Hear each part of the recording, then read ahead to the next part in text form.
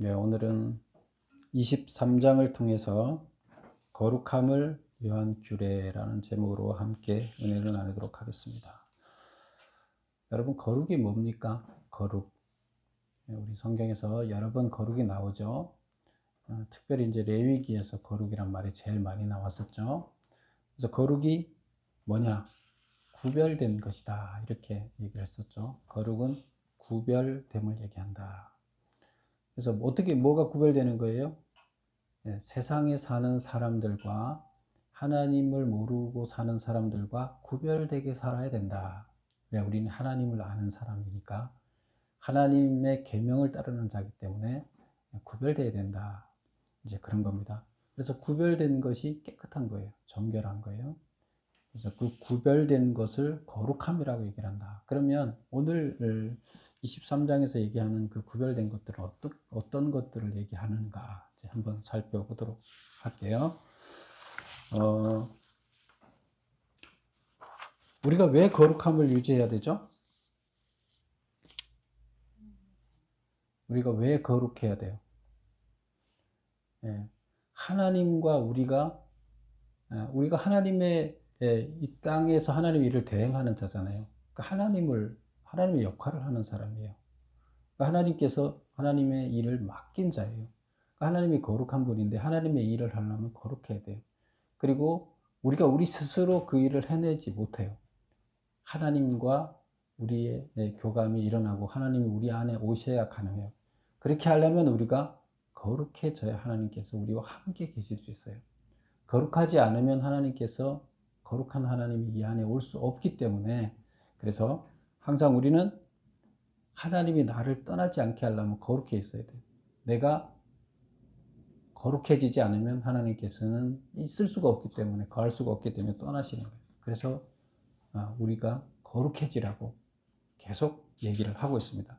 그래서 모세가 오늘은 우리의 삶 가운데서 아주 우리가 평범한 그 삶을 살아가는 그 가운데서 생활 가운데서 어떻게 거룩해져야 되는가 하는 부분들을 여기서 다루고 있습니다.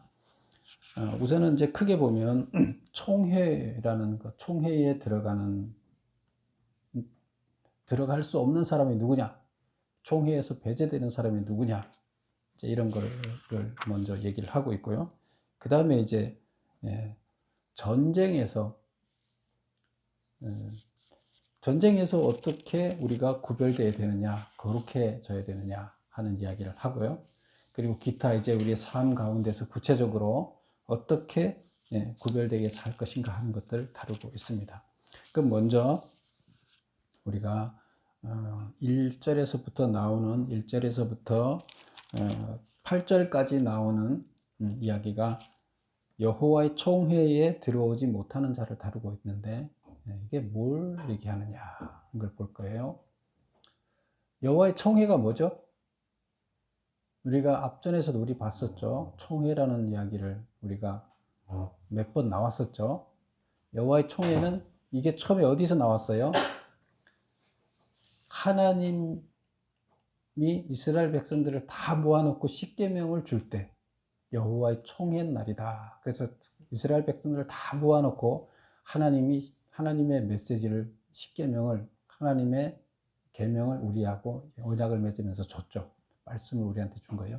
그날을 여호와의 총회 날이라 이렇게 얘기를 합니다. 그러면 옛날에 그날 외에는 총회 날이 없나요? 그러면 그날을 어떤 날이라고 정의할 수 있을까요? 하나님과 하나님을 믿는 하나님의 아들들이라고 믿는 자들을 모아서 하나님의 말씀을 주시는 거예요. 그게 총회예요. 총회에서 한 일이 뭐예요? 하나님의 말씀을 듣는 거예요. 근데 그 자리에 아무나 갈 수가 없어요. 하나님을 찬양하고 하나님을 예배하고 하나님 말씀을 듣는 자리에 아무나 갈 수 없다는 거예요. 구별된 자만이 들어가야 돼요. 구별되려면 거룩해진 다음에 들어가라는 거죠. 거룩해진 자가 아니면 못 들어간다는 거예요. 그래서 총회에 들어간다는 것은 거룩해졌다는 뜻이에요. 하나님을 만나는 거니까. 그래서 십계명을 받을 때도 그랬죠. 미리 3일 동안 이미 옷도 빨아입고 여러 가지를 주문했죠. 하나님께서. 그래서 그렇게 안 하는 사람은 그 자리에 남으면 죽을 거니까 그렇게 미리 준비를 하고 와라. 3일 동안 정결 작업을 하고 와라. 이렇게 얘기를 했었어요. 그래서 정결해진 다음에 하나님과 만나서 하나님 메시지를 듣는 그런 시간이었다. 우리 각 교단별로 보면 총회라는 게 있어요. 그거는 우리들이 얘기하는 회의예요, 회의. 그래서 가장 큰 회의, 총회, 다 모여서 하는 회의다. 이렇게 해서, 그래서 각 지역 대표들이 모이는데 그 대표들을 총회 대표라 그래서 총대, 뭐 이렇게 얘기를 합니다. 그러면 각 지방에서 총대 2명씩을 뽑아도 전국에서 다 모이면 굉장히 많아요. 몇천 명이 되거든요. 네, 그런 식으로 하는 총회하고 구별돼요. 그 총회를 얘기하는 거 아니에요. 성경에서 얘기하는 것은. 그래서 총회에 여호와의 총회에 들어오지 못하는 자를 여기서 이제 얘기를 하고 있는, 들어오지 못한다는 건 거룩하지 않다는 뜻이겠죠. 그러면 1번 보면 여호와의 총회에 들어오지 못한다는 말의 의미는 무엇인가? 총회에 들어오지 못하는 이유는 무엇인가? 이스라엘이 하나님께 드리는 공식적인 예배 의식에 참여할 수 없다. 총회에 들어오지 못한다는 얘기는 이스라엘 백성이 하나님께 드리는 공식적인 예배에 들어올 수 없다는 거예요. 그래서 들어오기 위해서는 하나님을 만나는 자리이기 때문에 정결 작업을 해야 되는데 정결 작업이 되어 있지 않기 때문에 못 들어온다. 이런 얘기가 되는 거고요. 그 다음에 그러면 총회에 들어오지 못하는 이유는 뭐라고요? 거룩함을 상실했기 때문이다. 거룩해지지 않았기 때문이다. 이제 그런 얘기가 되는 거죠. 원래 인간들은 처음에 다 거룩한 자였죠. 하나님께서 이 땅에 보내실 때는 거룩한 자인데 우리가 죄를 지음으로써 거룩함이 없어졌죠. 그래서 여기서 거룩함이 상실됐다 이렇게 얘기할 수가 있는 거죠. 본문에서는 총회에 제외되는 자들을 나열하고 있는데요. 2번 보면 총회에 영원히 제외될 자는 누구인가? 그래서 일시적으로 제외되는 자도 나오는데 먼저 영원히 제외될 자가 누구냐? 그리고 그들을 그렇게 제외하는 이유가 뭐냐는 거죠. 보면 이렇게 나와 있습니다. 1번 고환이 상한 자나 음경이 잘린 자. 그 다음에 2번 보세요. 밑줄 친 거 2번 보면 사생자. 3번 암몬 사람과 모압 사람. 그래서 오늘 이 본문에서는 하나님 총회에 들어오지 못하는 자를 이렇게 세 가지를 분류해 놨어요. 첫 번째 공안이 상한 자나 음경이 잘린 자. 이건 이제 남자들을 얘기하는 거죠. 남자의 그 생식기에서 고환이 상했다는 것과 음경이 잘렸다는 상한 거는 그다음 메모를 보면 이렇게 되어 있습니다. 이방인이나 왕을 섬기기 위해서 고환을 상하게 하거나 거세한 사람. 그래서 이때 당시에 그 가나안 지역에 이방신을 섬기면서 그 이방신에게 자기를 드리기 위해서 자기의 가장 중요한 것을 드린다 그래서 이렇게 거세를 하거나 고환을 상하게 하는 경우가 있었어요. 그래서 이런 사람들은 아주 훌륭한 신앙인이라고 그쪽에서는 이렇게 얘기를 하고 있는데 이런 자는 못 들어온다는 거예요. 왜 못 들어오느냐? 하나님이 위임하신 재창조의 기능을 훼손하여 거룩함을 상실했기 때문이다. 하나님은 그 속에 씨를 넣은 거죠. 생식기를 통해서 하나님의 씨를 그 다음 세대를 일으키는데 씨를 주셨어요. 그래서 이 땅에서 하나님은 최초 창조만 하시고 재창조를 우리한테 위임을 했어요. 몇 명을 창조할지 몇 명을 더 낳을지 그건 내가 위임한다 하고 위임을 했어요. 근데 위임했는데 그것 자체를 그 거룩한 것을 포기하는 거 그게 뭐예요? 바로 이거잖아요. 포기하는 거예요. 그러면 이들은 재창조의 역할을 감당할 수가 없어요. 그래서 이들을 어떻게 취급한다고요? 거룩함을 훼손한 자. 하나님께서 준 그 거룩한, 완벽한 그 거룩한 재창조의 기능을 훼손했어요. 그래서 거룩함이 상실됐다. 그 다음에 두 번째 이제 사생자가 나오는데요. 사생자는 한문으로는 그 사사롭게 그 생산된 자 이렇게 돼 있는데요. 그 공적으로 생산되지 않고 사사롭게 생산됐다. 그럼 이게 뭘까요? 정식적인 결혼은 공식적인 거잖아요. 근데 정식적인 결혼 이외의 이유로 출생한 자를 얘기하는 거예요. 첩에 의해서 출생을 했다든가 또 뭐 남편이 없이 출생을 했다든가 뭐 이제 그런 여러 가지 이유가 있겠죠. 또 여기서는 이방인과 결혼하지 말라 그러는데 이방인과 결혼해서 출생을 했다든가 뭐 이런 이유가 됩니다. 그래서 여기서 사생자는 비합법적인 결혼이나 불법적인 성관계로 인해서 태어난 모든 자녀들을 얘기한다. 근데 이 중에서는 특히 그 이방 신전에서는 계속 이방 신전의 마지막 신한테 드리는 예배의 그 마무리가 그 성적인 거라 그랬잖아요. 그래서 거기에서 태어나는 아기들이 많았어요. 그럼 누구 자식이에요? 그래서 그런 거에서 태어난 자들은 절대 들어올 수 없다는 거예요. 이것은 하나님이 준 거룩한 법칙을 위배한 자들이에요. 그래서 하나님 나라의 모형인 가정을 파괴하여 거룩함을 상실했기 때문이다. 그러니까 하나님은 하나님 나라의 모형을 가정에 실현하게 했고 그 가정에서 참다운 하나님 나라를 실현해서 참 사랑이 실현돼서 확장되게 했는데 그것을 파괴하는 행위예요. 하나님 나라를 파괴하는 거 하나님 용서하지 않죠. 그래서 그런 자가 하나님을 파괴하는 자가 어떻게 들어올 수 있냐? 못 들어온다. 이제 이렇게 얘기를 하는 거고요. 그 다음에 세 번째, 암몬 사람과 모압 사람. 그래서 여기서 암몬과 모압은 누구의 자식이에요? 예, 소돔과 고모라에 보면 소돔과 고모라가 망했잖아요. 하늘에서부터 불이 내려와서 거기를 다 멸했잖아요. 뭐 때문에? 죄악으로 아주 음란해진 도시였기 때문에 멸했어요. 근데 거기에서 살아난 자가 누구예요? 롯과 그의 딸 둘이에요. 소알이라는 도시로 그 옆에 도시로 도망을 가서 그들이 살아남았어요. 근데 뭐 딸 둘이 있고 아버지 셋인데 자기네들이 뭘 할 수 있겠어요? 그 다음 세대를 그러니까 만들어지지 않을 것 같으니까 그 두 딸이 어떻게 했어요? 아버지를 술을 먹여서 의식이 없게 만든 다음에 하루는 큰 딸이, 하루는 작은 딸이 이렇게 아버지랑 잤어요.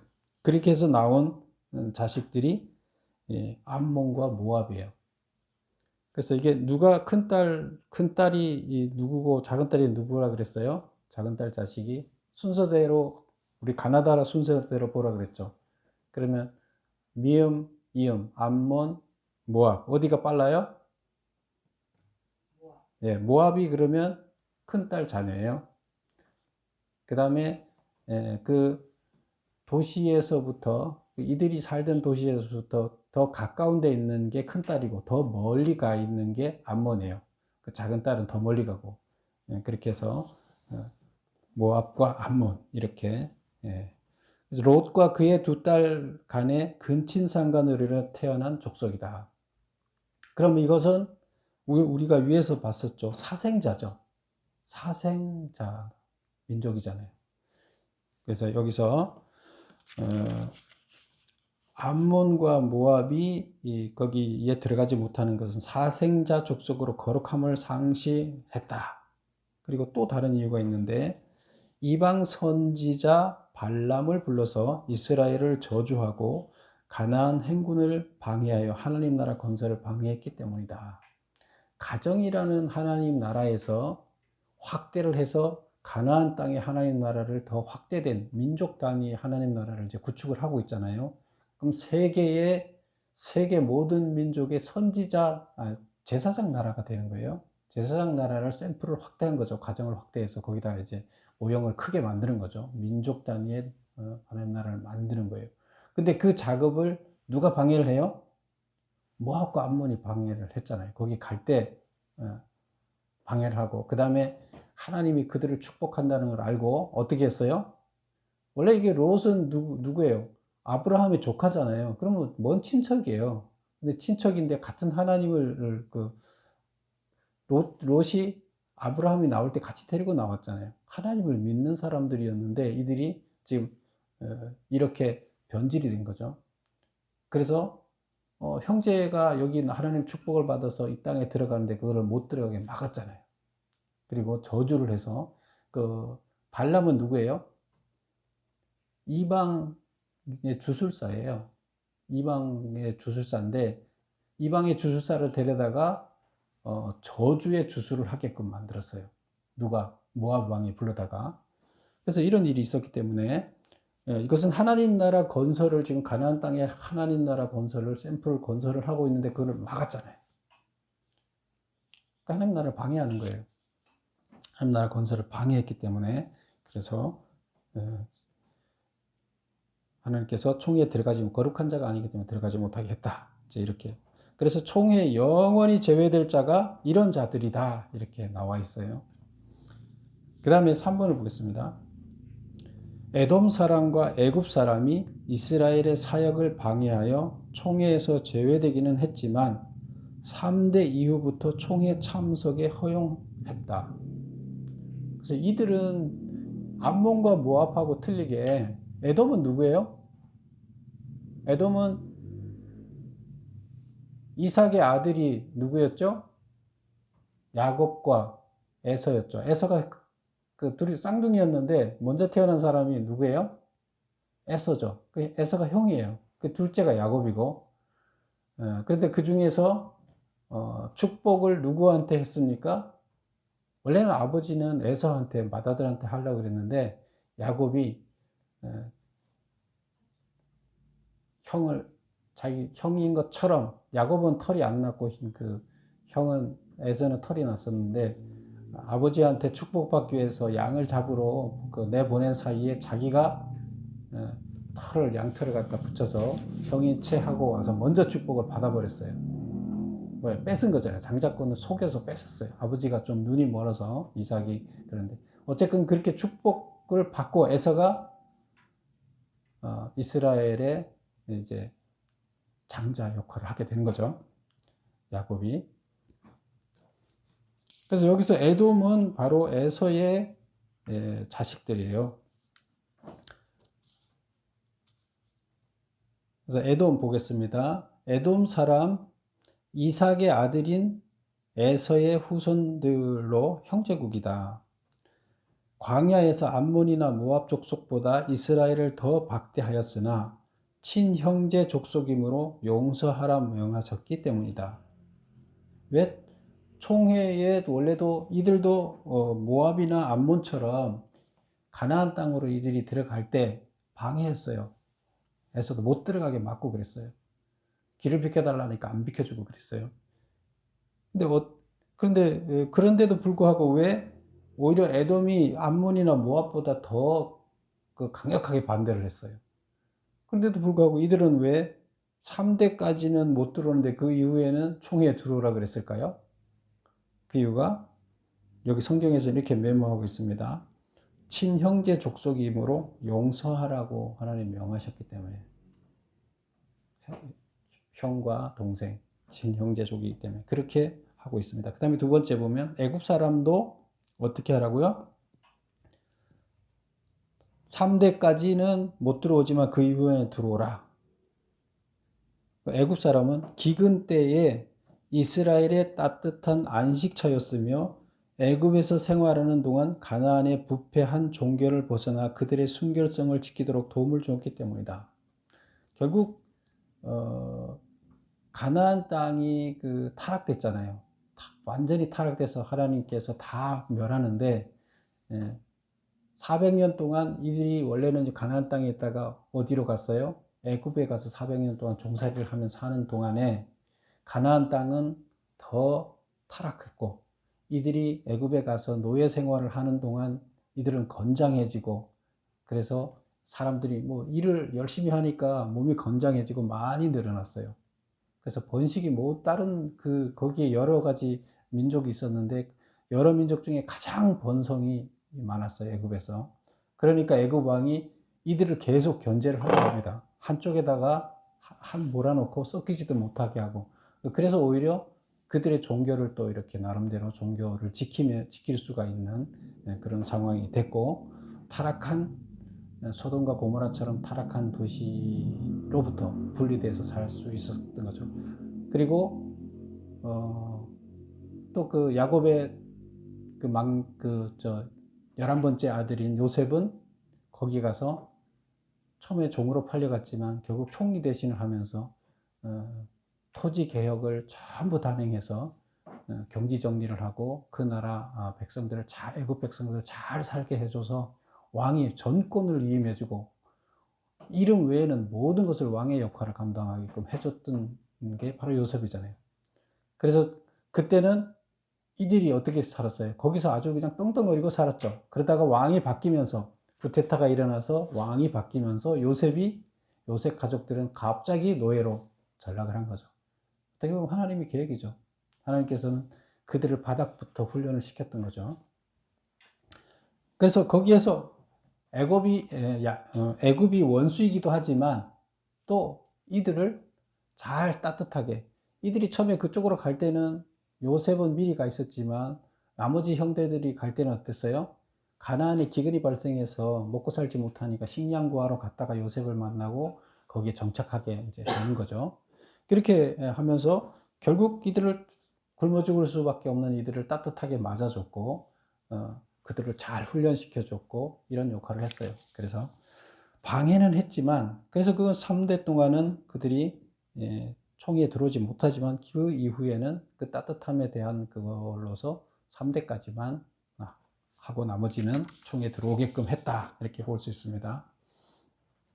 그러면 구약에서 이게 총회가 이렇다 치고 신약에는 어때요? 신약에서는 지금 모압 족속이나 암몬 족속이나 오늘날의 사생자나 이런 사람들은 오늘날도 그러면 이게 사실은 어떻게 보면 이게 구원과 마찬가지인데 하나님 전에 와서 하나님을 만나고 하나님께 예배하지 못한다는 것은 구원받지 못한다는 거거든요. 못한다는 게. 총에 못 들어간다는 거 구원받지 못한다는 거는 마찬가지인데 그러면 오늘날 사생자 구원 못 받아요? 모압 사람들, 암몬 사람들 구원 못 받습니까? 이게 왜 안 맞아요? 왜 틀려요? 구원 받잖아요. 예수님은 누구나 구원 받는다고 그랬어요. 다 모든 사람들 구원 받는다고 그랬어요. 왜 이렇게 틀려요? 신약하고 구약하고. 예. 어떻게 살아야 되는가 하는 원칙은 이래요. 그런데 이렇게 살아야 되는데 이렇게 다 살 수가 없어서 결국 사람들이 다 죄 속에 있으면서 거룩해지지 못했어요. 거룩으로부터 떠나서 살게 됐어요. 처음에는 거룩으로 구분돼서 이스라엘 백성도 살게 했는데 이스라엘 백성도 나중에는 다 타락하고 다 죄로 물들었어요. 그래서 그들을 다 똑같아졌어요. 모두를 구원하는 작업을 누가 했어요? 예수님이 스스로 자기가 죄를 지고 그 다 모든 자들을 위해서 그 이후에는 예수님이 사생자나 암몬이나 이들의 모든 죄를 다 지고 예수님께서 돌아가셨기 때문에 가능한 거예요. 그래서 원칙은 이래요. 우리는 이렇게 살아야 돼요. 그런데 그러면 계속 아무도 구원을 못 받느냐 하는 문제에 있어서는 그렇지 않다. 모두가 다 죄인이 됐었고 이때 구별받았던 자들도 죄인이 돼 있었고 다 하나님 앞에 나가지 못하는 자가 돼버렸어요. 종에 못 들어가는 자가 됐어요. 교회라는 데 가서 예배는 드리지만 그들이 이스라엘 백성들이 하나님을 섬긴다고 하지만 그들은 참 하나님을 섬기지 않고 우상을 섬기는 자들이 돼 있었어요. 오늘날의 기독교나 오늘날의 종교들도 많은 부분이 그런 거죠. 그런데 예수님이 그 죄를 다 졌기 때문에 모두가 총회에 들어갈 수 있게끔 된 거예요. 그래서 신약과 구약이 틀린 게 아니다. 그 맥락이 이렇게 흘러와서 이런 과정을 거쳐서 우리는 이렇게 구원의 대열에 총회의 대열에 들어갈 수가 있다. 이렇게 보면 되는 겁니다. 자, 그 다음에 4번을 보겠습니다. 우리 6절을 한번 읽어볼까요? 6절을 보면 내 평생에 그들의 평안함과 형통함을 영원히 구하지 말지니라. 이게 누굴 얘기하냐면 암몬과 모압 사람들에 대해서 얘기는. 근데 이들은 영원히 총회에 들어오지 못한다 그랬죠. 그래서 평생 동안 그들을 위해서 평안하기를 빌지 말라는 거예요. 아이 나쁜 놈들이다, 이런 얘기예요. 그 4번 메모 보겠습니다. 내 평생에 그들의 평안함과 형통함을 영원히 구하지 말라는 말은 보복행위가 아니라 말씀에 근거한 행위다. 그럼 그 어떤 말씀에 근거해서 이렇게 얘기하느냐? 창세기 12장 3절에 보면 이스라엘을 축복하는 자에게는 복을 주고 저주하는 자에게 저주를 내린다, 이렇게 얘기를 하고 있어요. 이게 누가 뭐 때문에 나온 거예요? 아브라함을 선택했고 내가 너를 선택을 했고 너를 축복하는 자는 내가 축복하고 너를 저주하는 자는 저주하겠다, 하나님이 이렇게 얘기를 했어요. 근데 거기서부터 나온 거예요. 근데 지금 아브라함의 후손들이 이스라엘 백성들이 가나안 땅에 지금 와서 하나님 나라를 건설하려고 들어오는데 거기를 다 저주를 퍼부은 게 누구예요? 모압 왕이잖아요. 이방의 그 주술사를 불러서 저주를 퍼부으라고 아주 그렇게 했는데도 하나님이 그걸 막으셨죠.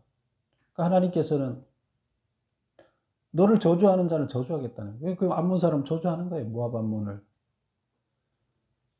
왜 하나님께서는 이들을 저주해요? 하나님 나라를 방해하기 때문에 저주하는 거예요. 하나님의 일을 대행하는 자잖아요. 하나님의 일을 맡겼는데 그거를 방해하는 자, 저주하는 자를 가만두겠어요? 그래서 하나님의 일을 힘있게 감당하는 자는 하나님께서 복을 주시는 거예요. 그 일을 제대로 감당하게끔. 그러나 그 일을 제대로 하지 않고 그 일을 못하게끔 막는 자, 저주하는 자들은 하나님께서 저주하신다. 오늘날도 마찬가지겠죠. 우리가 하나님의 뜻대로 이롭게 사는 자들을 방해하고 하나님 나라를 방해하는 자들에게는 하나님께서 복을 주시지 않겠죠. 그 다음에 이제 9절부터 14절까지 나오는 게 전쟁에 관한 규정입니다. 전쟁 중에 5번, 메모 5번, 전쟁 중에 진영을 거룩히 해야 하는 이유는 왜 거룩히 해야 되느냐? 하나님이 이스라엘을 떠나지 않도록 하기 위해서다. 우리 14절 한번 읽어볼까요? 이는 내 하나님 여호와께서 너를 구원하시고 적군을 내게 넘기시려고 내 진영 중에 행하심이라. 그래서 하나님이 진영 중에 와서 계신다는 거예요. 그러므로 내 진영을 거룩히 하라. 그리하면 내게서 불결한 것을 보시지 않으므로 너를 떠나지 아니하시리라. 근데 반대로 그 진영이 더럽혀지면 하나님이 거기 있을 수가 없어서 떠난다는 거예요. 그래서 옛날에 보면 전쟁하러 나가기 전에 이들은 전쟁이 자기네 힘에 의한 전쟁이라고 생각하지 않았어요. 고대에는. 누구의 전쟁이에요? 신과 신의 전쟁이었어요. 그렇죠? 그래서 전쟁을 나갈 때 뭘 해요? 기도를 하는 거죠. 정결하게 하고 자기 몸을 정결하게 한 다음에 하나님한테 기도하는 거예요. 그게 뭐예요? 그게 전쟁 준비예요. 이들만 그런 게 아니라 그 당시에 자기를 믿는 신들한테 다 그런 의식을 치르고 전쟁에 참여합니다. 그래서 전쟁하기 전에는 각자 자기들 방식으로 그 거룩을 실천했던 거죠. 여기서는 하나님을 믿는 자들은 이렇게 거룩함을 실천해라. 전쟁 중에도, 원래 전쟁 중에 가면 포로들 잡아다가 막 겁탈하고 막 그러잖아요. 근데 여기서는 절대 그런 걸 못하도록 지금 여기서는 얘기를 하고 있습니다. 6번을 볼까요? 전시에 진중에서 유지할 거룩 규례는 무엇인가? 두 가지를 얘기하고 있어요. 하나는 이제 성적인 거를 얘기하고 있고요. 두 번째는 우리 대변에 관해서 얘기를 하고 있는데, 이게 다 우리 몸에서 나오는 거죠. 우리 몸에서 나오는 더러운 것들을 얘기하고 있는데, 이런 것들이 그 진 안에 머물지 못하게 해라, 이렇게 얘기하는데, 처음에는 몽설을 얘기합니다. 이 몽설이라는 건 뭐예요? 잠자다가 남자들이 왕성한 그 젊은이들은 잠자다가 자기도 모르게 정자가 노출이 돼요. 왜? 건강하기 때문에 그래요. 그래서 밤에 무의식 중에 정액이 유출되는 것, 이걸 몽설이라고 그러는데, 이 몽설이 되면 자기도 모르게 나오는 거잖아요. 그 뭐 건장한 청년들이 가서 잠을 자다가 나왔어요. 그러면 어떻게 해요? 진영 밖에 나가서 해질 때 목욕하고 들어와라. 그러면 아침에 나가서 그 진영에 머물지 말라는 거예요. 나가 있다가 목욕하고 저녁에 깨끗하게 한 다음에 들어 하루를 가서 정결 작업을 하고 들어오라는 거예요. 진영을 더럽히지 말고. 그러니까 하나님이 그러지 않으면 떠나니까. 그러니까 이건 뭔 얘기예요? 잠자다가 자기도 모르게 몽설을 하더라도, 그러더라도 하루를 정결 작업을 하고 들어오라고 이렇게 얘기를 해요. 그러면 전쟁 중에 만약에 포로를 잡아서 겁탈을 했다 그러면 어떻게 되겠어요? 그거는 말도 안 되는 거죠. 그렇죠? 절대 그런 거 하지 말라는 거예요. 몽설도 이렇게 정결 작업을 하라 그러는데 그거는 그렇게 하면 전쟁이 진다는 거죠. 대단한 그 규정이죠. 그렇게 성적인 정결을 강조하고 있습니다. 그 다음에가 뭐예요? 대변에 대해서 얘기하고 있는데, 밖에다 화장실을 만들고, 이 안에 아니라 진에서 멀리 떨어진 밖에다가 화장실을 만들고, 거기 가서 땅을 파고 배변을 본 다음에 뒤로 돌아서 묻으라는 거예요. 보지 않고 이렇게 삽으로 묻어서, 왜 이렇게 쳐다보고 있으면 몸에 냄새가 별 수도 있으니까 뒤로 돌아서 이렇게 묻을 정도로 그렇게 멀리 하라는 거, 이렇게. 그래서 정결함을 유지해라 이렇게 얘기를 합니다. 근데 이거를 보면서 우리가 깨끗해져야 되겠다. 하나님이 계시기 때문에 우리 진영 안에는 깨끗해져야겠다. 하나님 뜻대로 우리는 살아야 되겠다 하는 이런 생각을, 그래야 하나님이 우리 전쟁에 승리하게 한다, 이런 생각을 갖게 했다는 겁니다. 그래서 전쟁 시에 거룩을 유지해야 된다. 거룩을 유지하지 않으면 하나님이 우리를 떠나신다. 그럼 전쟁이 진다. 이렇게 되는 거죠. 그 다음에 이제 15절, 16절 이야기가 되는데요. 15절 한번 읽어볼까요?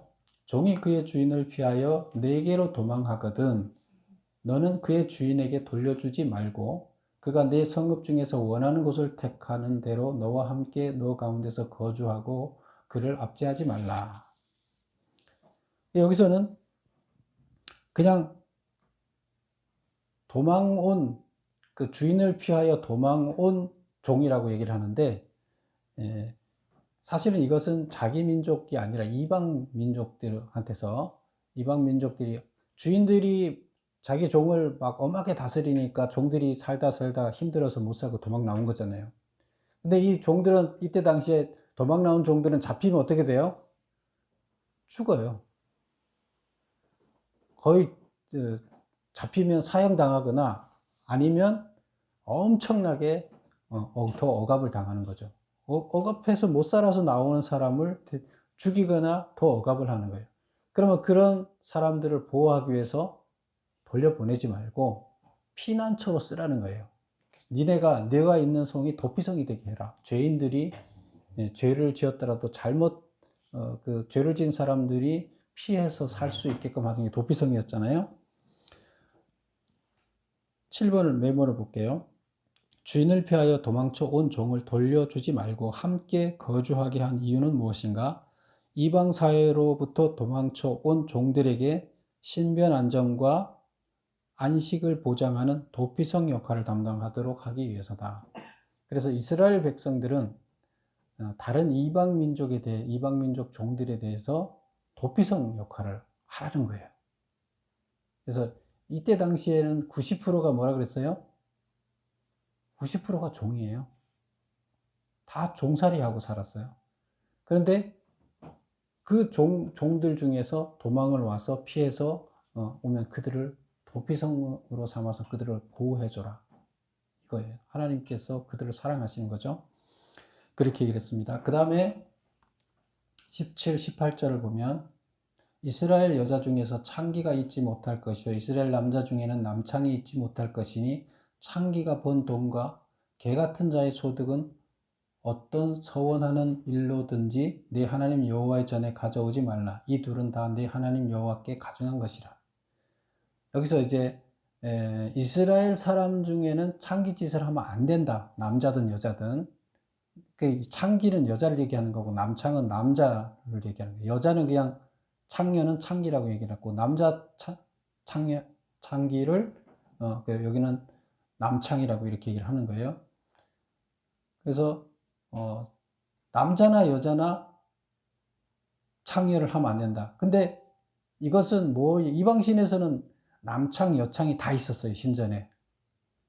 남창, 여창이 있어서 신전에서 오는 성도들하고 그 역할을 하는 그들이 있었기 때문에 얘기를 하는 거고, 이스라엘에서는 그런 남창이나 여창을 둘 수가 없다는 거예요. 아주 이거를 엄격하게 얘기를 하고 있습니다. 그리고 그런 일을 해서 번 돈을 그들이 설령 하나님을 믿는다고 하나님한테 갖고 온다 하더라도 그 돈 받지 말라, 이렇게 얘기를 하고 있습니다. 그리고 여기 뭐라고 얘기하냐면 개 같은 자의 소득, 여자는 창기가 번 돈, 여자가 번 거죠. 그 다음에 개 같은 자의 소득, 이건 남자가 번 거. 남자가 여러 여자랑 관계를 했다, 이래서 이걸 개 같은 자의 소득, 이렇게 표현을 하고 있죠. 우리나라 말로 번역을 이렇게 해놨는데요. 그래서 그런 자들이 돈을 벌어 갖고 오는 거 받지 말라. 거룩한 하나님이 그런 거 받지 않는다, 이렇게 얘기를 하고 있습니다. 8번 볼까요? 창기와 남창을 허용하지 말며 그들의 소득조차 하나님께 드리지 말라고 하였다. 이들은 누구인가? 이방의 우상 숭배 및 제사의식과 밀접히 관련된 자들로 종교적 예배 행위로 매음하는 자들이었다. 그래서 종교적 의식에서 가나안 땅에서 이렇게 종교적 의식을 감당하는 창기, 창남들이 있었는데 이스라엘 백성들은 절대로 그것들을 본받지도 말고 있어서도 안 될 일이다. 그리고 혹시 그들이 개종을 해갖고 이쪽에 온다 하더라도 그들이 번 돈은 받으면 안 된다. 이제 이렇게 얘기를 하고 있습니다. 그 다음 보겠습니다. 19절 보면 내가 형제에게 구워주거든 이자를 받지 말지니 곧 돈의 이자, 식물의 이자, 이자를 낼 만한 모든 것의 이자를 받지 말 것이라. 타국에게 내가 구워주면 이자를 받아도 되거니와 내 형제에게 구워주거든 이자를 받지 말라. 그리하면 내 하나님 여호와께서 내가 들어가서 차지할 땅에서 내 손으로 하는 범사의 복을 내리라. 그래서 여기서 이자를 받아도 되는 것과 받지 말아야 될 것을 하고 있는데, 여기서 형제들한테는, 그 이스라엘 백성들한테는 돈을 꿔주고 이자를 받지 마라. 그러나 타국 이방 사람들하고 돈 거래를 했을 때는 받아도 된다, 이렇게 얘기를 하고 있어요. 근데 왜 이렇게 얘기를 하고 있을까요? 메모 한번 볼까요? 9번. 이자와 관련된 규례는 무엇인가? 상거래상의 대여는 이자를 받아도 되지만 동족 중 가난한 자가 생계 유지를 위해 차용한 경우는 받지 말라는 것이다. 가난한 자가 지금 먹고 살기 힘들어서 내년에 농사 지을 때까지 지금 다 떨어져서 먹지 못합니다. 그때 농사 지어서 나오면 드릴 테니까 돈 좀 빌려주십시오. 그러면 빌려주라는 거예요. 그리고 이자 받지 말라는 거예요. 이자가 늘어나면 나중에 갚을 수가 없는 거죠. 그래서 같은 가족으로 생각하고 구워주고 이자 받지 말라는 거예요. 그래서 그들의 생계를 위해서 빌려줄 때는 이자 받지 말라. 그런데 이방 사람들하고 돈거래를 했다는 건 뭐예요? 이방 사람들이 자기가 돈을 받아서 그것을 더 경제적인 이익을 취하기 위해서 한 거잖아요. 그때는 돈 받아도 된다는 거죠. 그리고 자기 이스라엘 백성 중에도 지금 이거를 해석을 하면 이스라엘 백성 중에서도 생계 유지가 아닌 목적으로, 또 어떤 투자의 목적으로 더 큰 뭐를 굴리기 위해서 경제적인 이익, 사업상 뭘 하기 위해서 했을 때는 이자를 받으라는 거예요. 그러나 생계를 위해서 했을 때는 이자 받으면 안 된다는 거예요. 약자이기 때문에 그 얘기입니다. 그 다음에 21절 내 하나님 여호와께서 서원하거나 갚기를 더디하지 말라. 내 하나님 여호와께서 반드시 그것을 내게 요구하시리니 더디면 그것이 내게 죄가 되리라. 내가 서원하지 아니하였으면 무죄하리라. 그러나 내 입으로 말한 것은 그대로 실행하도록 유의하라. 무릇 자원한 예물은 내 하나님 여호와께서 내가 서원하여 입으로 언약한 대로 행할지니라. 하나님하고 자기가 입으로 뱉어서 약속을 했으면 맹세를 하거나 했으면 반드시 지키라는 거예요. 왜? 하나님을 안 지키면 하나님 우습게 보는 거잖아요. 하나님 하라고 해서 안 했는데 자기가 스스로 자원을 해놓고는 스스로 안 지키는 거예요. 그 절대로 그러면 복 받지 못한다는 거예요. 그래서 뭐 급할 때는 하나님한테 약속하고 끝나고 나니까 하나님 나 몰라라 하고 그건 아니라는 거죠. 그래서 서원을 했으면 자원해서 서원을 한 거죠. 서원을 했으면 무조건 지키라는 거예요. 어떤 일이 있어도 그 얘기를 하는 겁니다. 그 다음에 마지막에 보면 내 이웃의 포도원에 들어갈 때는 마음대로 그 포도를 배불리 먹어도 되느니라. 그러나 그릇에 담지는 말라. 내 이웃의 곡식밭에 들어갈 때는 내가 손으로 이삭을 따도 되느니라. 그러나 그 이웃의 곡식밭에 낫을 대지는 말라. 여기서 뭐 포도밭에 들어갈 때 가서 포도를 따 먹어도 되는데 그릇에 담아 갖고 나오면 안 된다는 거죠. 그 다음에 곡식밭에 들어갔을 때도 마찬가지로 따서 이삭을 먹는 거는 되지만 낫을 대 갖고 그것을 배 갖고 나오는 건 안 된다. 그러니까 이거는 뭐예요? 10번 메모 보겠습니다. 이웃의 생계를 위해서 베풀어야 할 관용인 거예요. 그래서 굶주린 이웃이 남의 포도원이나 곡식밭에 들어가서 줄인 배를 채운다 할지라도 관용과 긍휼의 정신을 허용하라. 그래서 이웃이 내가 농사를 짓지만 이웃이 못 먹고 살아서 자기 생계를 위해서 와서 배고픔을 달래기 위해서 예수님이 밀이삭을 뜯어서 제자들이 그것을 먹었잖아요. 그런 것처럼 그런 것들은 용사라는 거예요. 그런 것들은 관용을 베풀으라는 거예요. 그래서 생계를 위해서 그런데 그거를 배에서 지금 당장 굶는 게 아니라 배에서 나중에 저축해 놨다가 뭐 하려고 이런 건 안 된다는 거죠. 그래서 이런 게 뭐예요? 거룩함이라는 거예요. 하나님을 믿는 자들은 약한 자들의 생계를 위해서 베푸는 것은 거룩함이라는 거예요. 구별되어야 된다는 거예요. 이게 구별되고 거룩한 거예요. 그래서 약자들한테는 그들이 제대로 살할 수 있게끔 해주는 거, 이게 거룩함이에요. 전쟁 중에 거룩함, 우리 삶 가운데 거룩함, 그래서 구별된 성도가 돼야 된다. 이렇게 했을 때 하나님께서 우리와 함께 계시고 우리가 하나님의 대리자로서 이 땅에 하나님 나라를 확장해 나갈 수 있는 자가 되는 거죠. 하나님이 동행해야 가능한 거죠. 그래서 우리는 반드시 거룩해야 된다. 이렇게 얘기를 하고 있습니다. 여러분 모두도 거룩한 자가 되시기를 축원합니다. 기도하겠습니다.